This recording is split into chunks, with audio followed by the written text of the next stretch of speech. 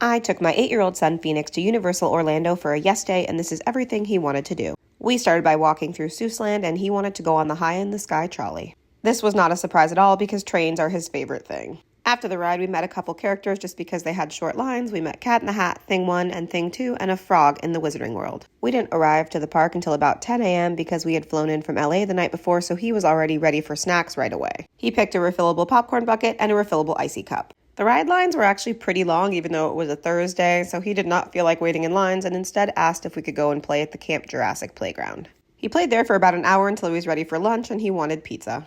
After lunch, we started looking at the map trying to find shorter lines, and there really weren't any for the things he wanted to do, so we decided to just wait in the long line for Hagrid's Motorbike Adventure because that was the ride he really wanted to go on. It took over an hour to ride that ride, but then we did find a little bit shorter line for Flight of the Hippogriff to ride next. At this point, he was ready to park hop, but unfortunately, the Hogsmeade Express was actually closed. He was pretty bummed about that because he loves trains, but we did go walk back through Seussland, and then he picked the Cat in the Hat ride. Then he picked a treat from the Seussland candy store. He actually ended up picking Dibs ice cream, which I thought was an interesting choice, but he got to pick, and that's what he wanted. And then we did walk and park hop over to the Universal Studios Florida Park. His first request at Universal Studios was to see the Beat Builder show, which is actually a really great show, and I highly recommend it if you haven't seen it, and then he was ready to get another icy. We're from LA, and it's been a little over a year since we've been in Orlando, so we had never seen the new DreamWorks area, so that's what he wanted to see next. The DreamWorks area actually only has one ride, but there is a bunch of fun interactive areas, so he played on those for a while. One thing I will say is really great about Universal Orlando is that even if the lines are long, there are a lot of these play areas for the kids to entertain themselves in if you don't want to wait in long lines. Eventually, he did get tired of playing, and we went to wait in line for the Trolls Troller Coaster.